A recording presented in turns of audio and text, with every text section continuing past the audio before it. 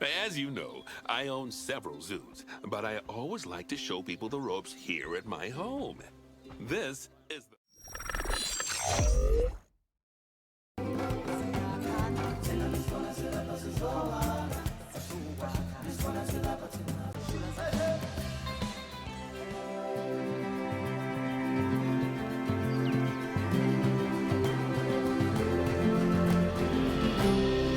Ah, heyo at Hematu.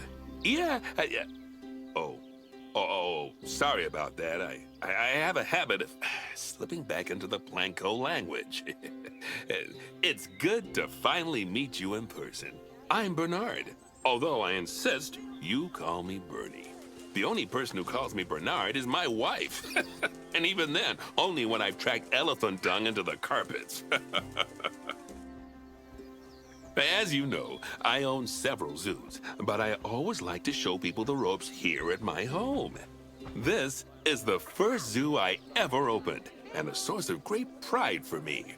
And prides, thanks to a lion breeding program we ran in the 80s. But we're in the middle of a big renovation, and that's where you come in. Sadly, our old contractor had to retire after developing a fur allergy. Poor devil kept sneezing his dentures into the lion habitat. So, it's up to you to finish everything off. Don't worry, though. I'm not completely throwing you in at the deep end.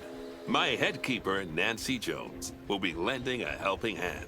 Oh, she's a hard worker, and she'll expect you to be too. But I'm sure you'll get along like a house on fire, or even better, one that isn't on fire. Less shouting that way.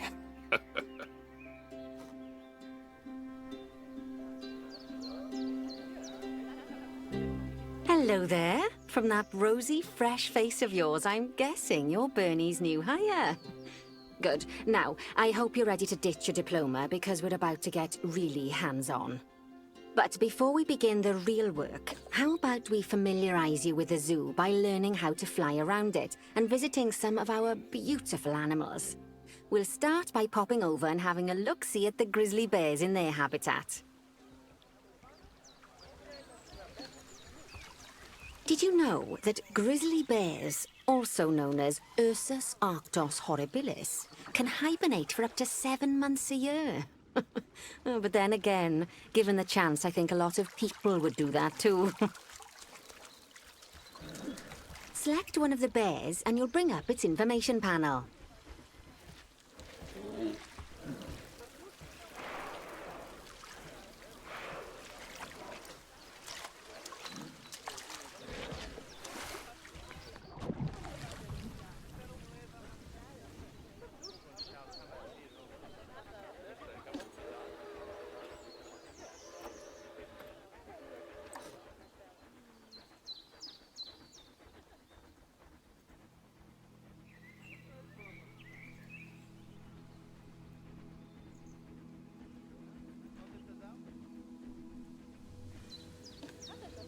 This is where you can find out all kinds of information about your animal.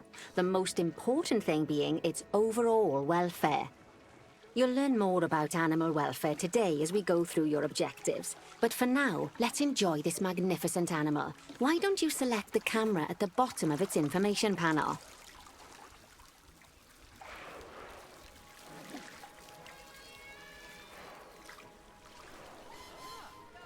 See now, this is a fantastic way to get a close look at your animals. You can also get this view of an animal by simply double-clicking on it. Okay, when you're ready, let's pop over to the other side of the zoo and take a look at the lions. I've marked their location for you to find. Panthera leo leo, or the West African lion to you and me. Lions are the most social of the big cats, and there can be as many as 40 lions in a pride, although prides of that size are pretty rare. As Bernie would say, those lions are awesome, which is precisely why I handle the training instead these days. Anyway, how about we get started on those objectives? Come on, let's head over to an empty habitat and see what needs doing there.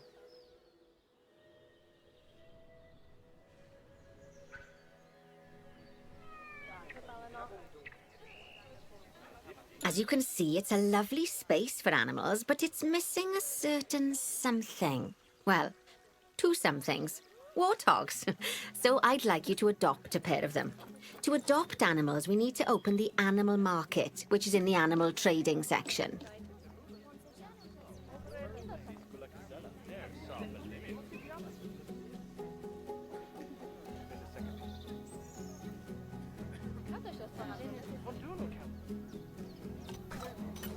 There we are, a pair of perfectly splendid warthogs for our zoo. Just click on them and select Adopt from the side menu. Normally the animal exchange would be full of animals, but I've emptied out the market while you learn how it works. The last thing I need is you accidentally ordering a dozen elephants.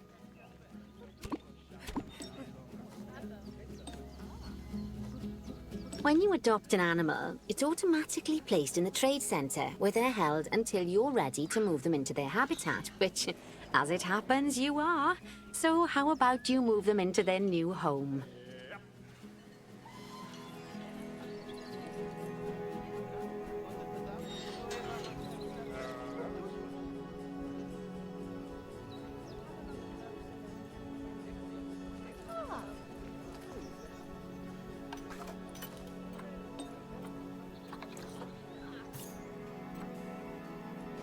When you ask for an animal to be moved into a habitat, your caretakers will go to the trade centre, collect your animal, and deliver them to your selected habitat.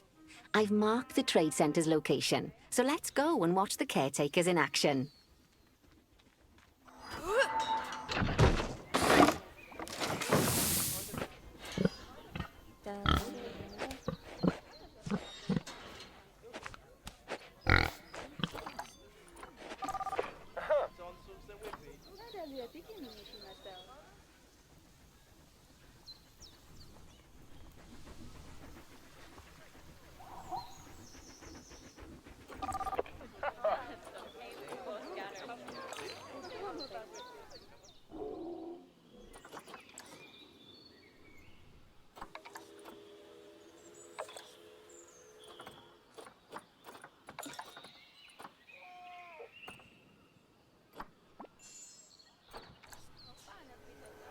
Well, as you can see, those caretakers don't hang about. They'll move those animals to their destination as fast as possible. Of course, normally we'd have to place the animals into quarantine before moving them into a habitat, but I am assured by a person of good standing that these warthogs are in the very rudest of health. Right, let's get the warthog's habitat finished up so we can keep them nice and happy.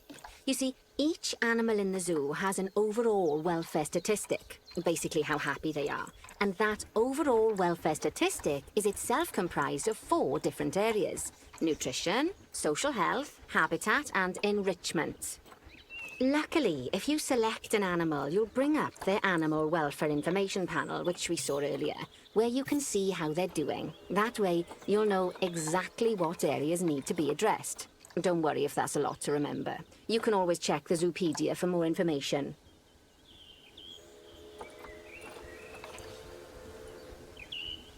Let's start by making sure we're taking care of the warthog's nutrition welfare.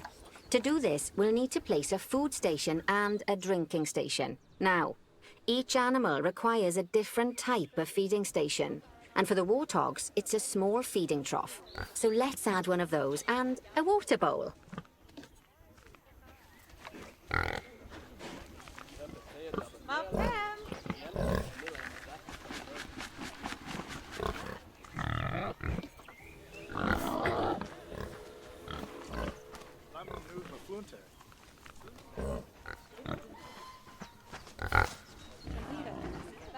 Are in the very rudest of health. Right, let's get the warthog's habitat finished up so we can keep them nice and happy. You see, each animal in the zoo has an overall welfare statistic, basically how happy they are. And that overall welfare statistic is itself comprised of 4 different areas: nutrition, social health, habitat, and enrichment. Luckily, if you select an animal, you'll bring up their animal welfare information panel, which we saw earlier, where you can see how they're doing. That way, you'll know exactly what areas need to be addressed. Don't worry if that's a lot to remember. You can always check the Zoopedia for more information.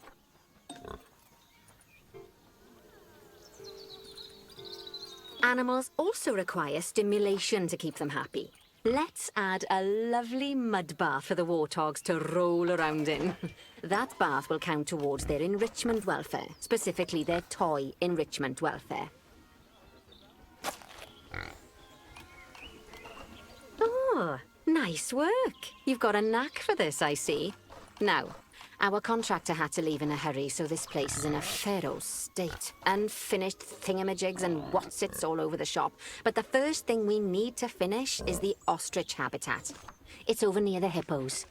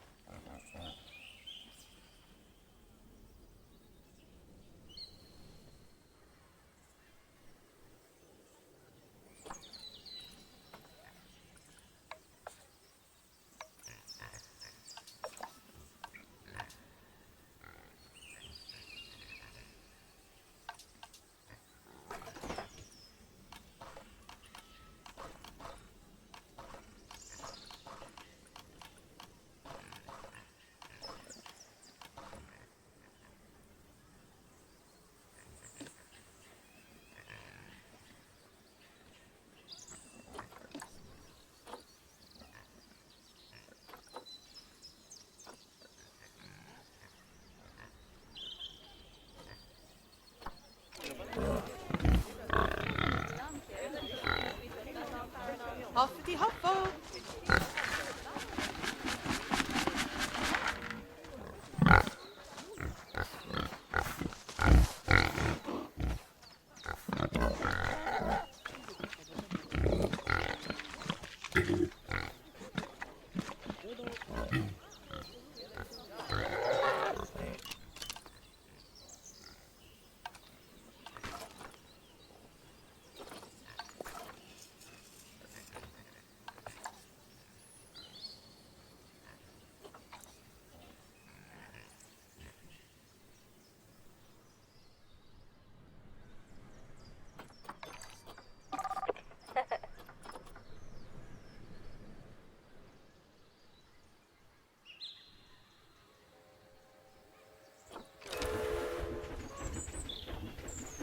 Oh, before we actually start building our ostrich habitat, let's pause the game.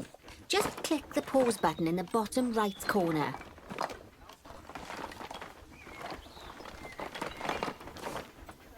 Ah, that's more like it. A quick break. Sometimes it's a good idea to pause the game whilst you're doing something which requires your concentration, because it'll stop the zoo spinning out of control while you're looking the other way. Let's keep the game paused while we get this ostrich habitat built. Okay, job number 1 here is to add a habitat gate before we complete the barrier. Every habitat needs a habitat gate. After all, how else would the keepers get in and out? Just make sure it's hooked up to the path so the keepers can reach it.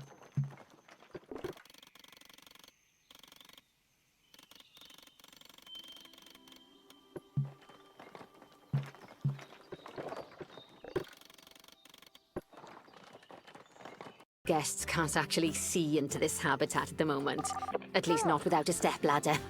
But seeing as they're banned, I'd like you to select a piece of barrier and swap out the brick for a glass barrier, so the guests can see in.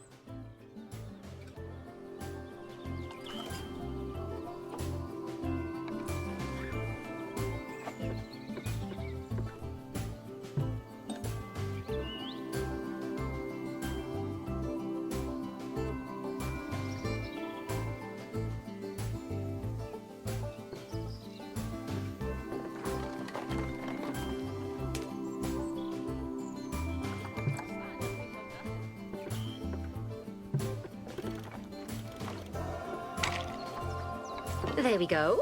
Adding in more windows gives guests even more opportunities to see the animals in a habitat.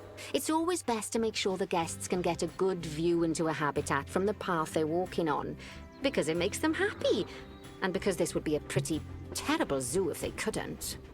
The last thing we need to do is to add a donation box. You see, when guests enjoy the view of an animal, they'll make a donation. Just make sure you put them in easy-to-reach places, like near a viewing point. Donation boxes are one of the main sources of income for the zoo, so make sure you remember them. By the way, as well as pausing the game, you can speed the game up by clicking on the fast forward button. It'll run everything at 2 times and 5 times faster. It can be useful, especially if you're waiting for money to accumulate or for animals to be delivered to your habitat. Personally, I use it when I'm waiting for a brew to finish. All right, you've finished the habitat, so it's high time we adopted those ostriches, don't you think? Let's get 4 of them in here.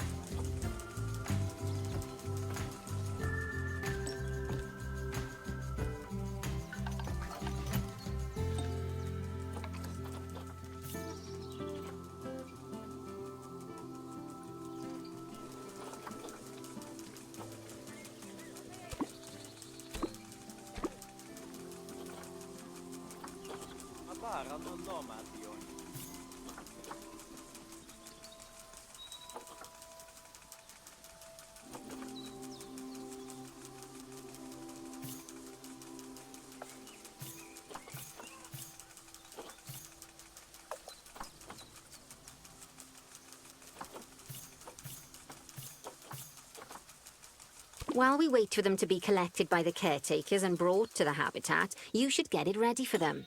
Add a suitable feeding station, water station, and an appropriate food enrichment item.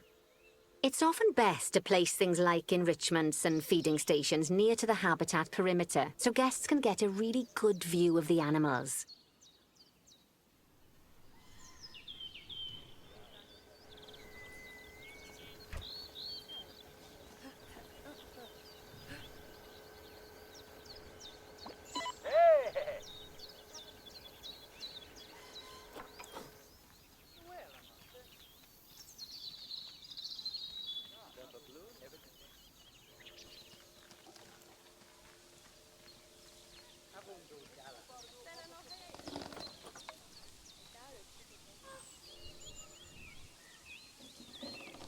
Van Helm, ja.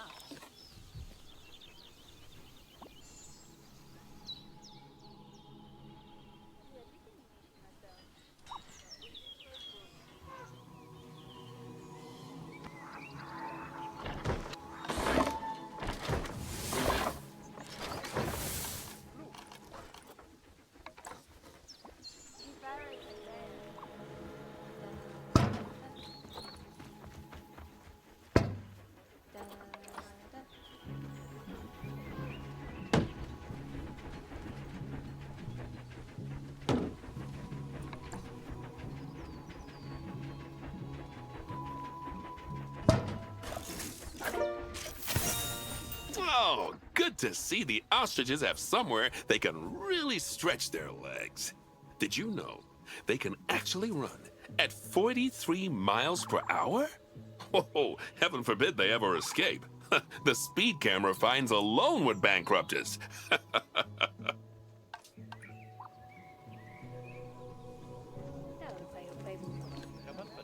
Well, Bernie certainly seems impressed. Did he do his speed camera joke? Every time we get an ostrich. So, now we've made the ostriches' lives a bit better, let's do the same for the keepers, shall we? To make it easier for the keepers to feed the ostriches and hippos, we should build a new keeper hut. Keeper huts are where the keepers prepare the food for animals, so they should be placed near to the habitats to make sure the keepers don't waste their time walking when they should be looking after the animals.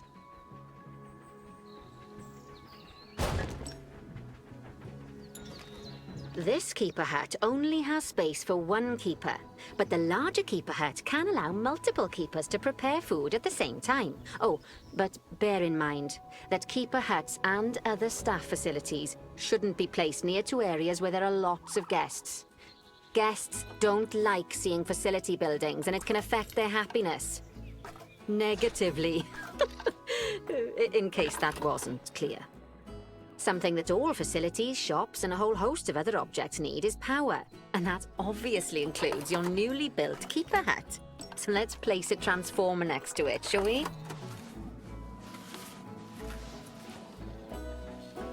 Now, the reason everything has gone blue is because you're using the power heat map. This map allows you to see what is and what isn't powered in your zoo. So once you've placed your transformer, you can click in the bottom left to turn the heat map off.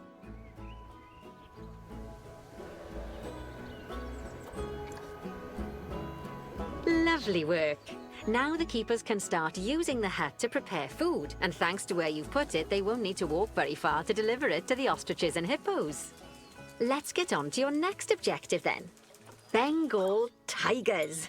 We want to adopt some, but I'm afraid there's nothing ready for them yet. Head on over to the plot of land I've marked out. It's not too far away.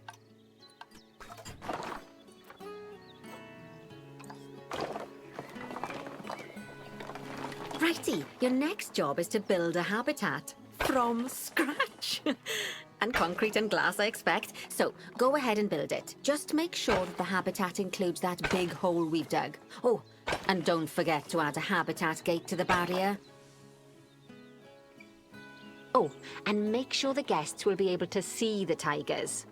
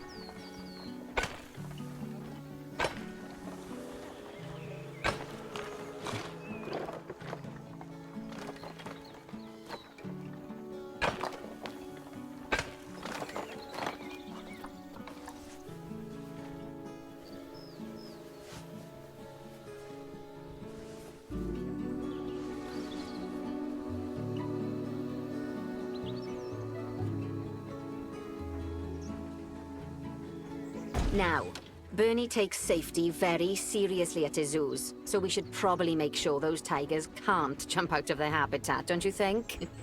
The way we'll do it is by changing the height of the habitat's barrier.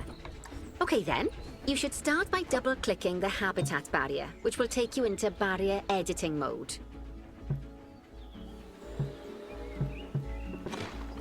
Great. Now highlight the entire perimeter of the habitat. You can do that by clicking and dragging the barrier selection tool.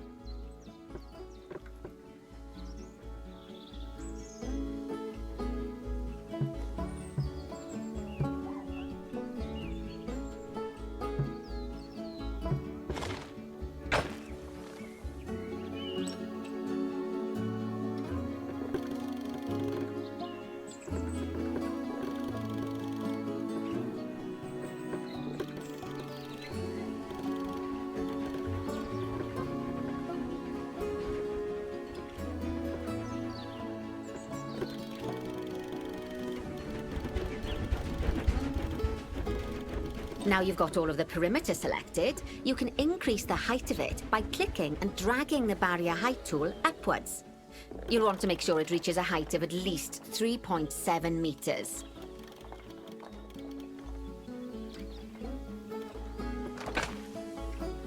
Now that the habitat is in place, don't forget to put down a donation box near to your viewing areas. We need every dollar we can get. Especially as these tigers aren't exactly eating instant noodles for lunch.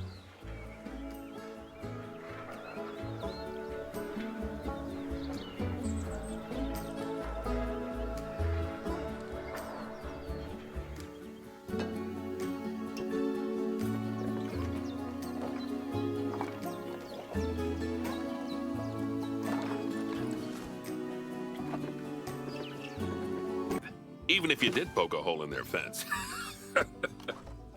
Oh, but for heaven's sake, don't test that theory.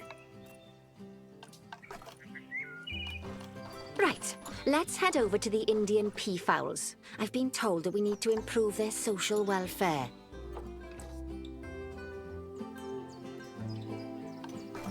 Now then, just find one of the peafowls and select them to open their information panel. Then we can have a good gander at how they're doing. Although technically, I suppose gandering would just be for geese.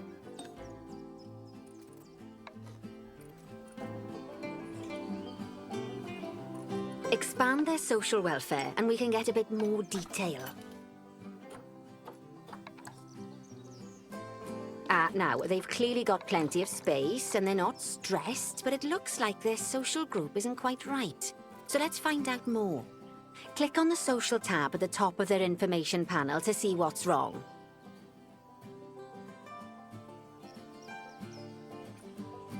Right, as you can see, the peafowlers need their population to be larger. To solve this little problem, you'll need to adopt 3 more female peafowls. Off you pop to the animal market then.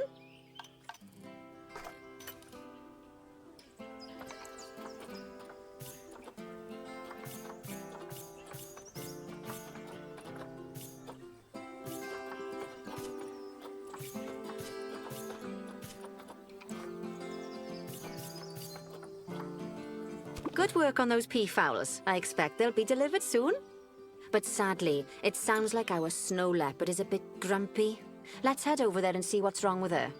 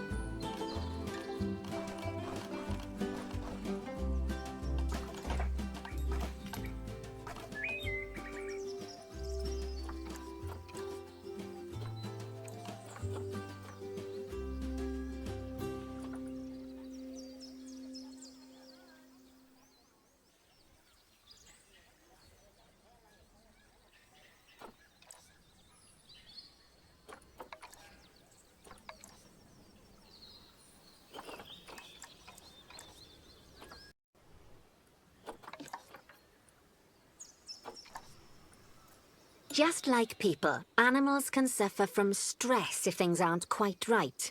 You know, like when you see someone put in the milk before the tea bag. In the case of these snow leopards, they're a bit stressed by their lack of privacy. You can lower their stress levels by swapping out the normal glass barrier by their cave for one-way glass.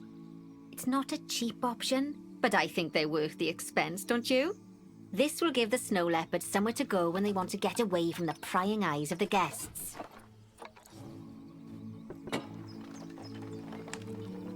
Of course, when an animal isn't in its natural biome, it's probably going to be too hot or too cold. Unsurprisingly for the snow leopards, it's too hot.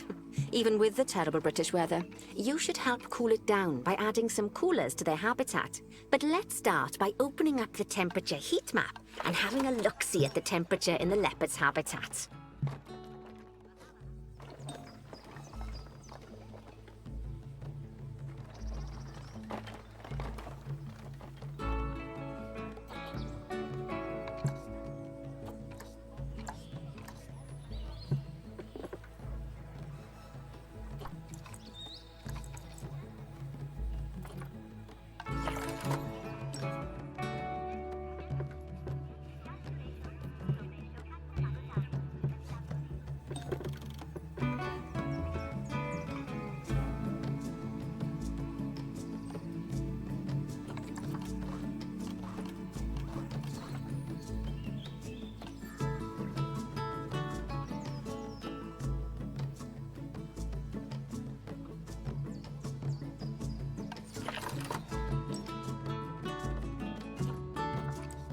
As you can see, we already have one cooler in there. Let's pop some more down and get as much of the habitat as chilly as we can. Luckily for us, this habitat already has power, but you'll need to make sure of that in the future. Just so you know, if any part of a habitat is powered, then the whole habitat will be powered.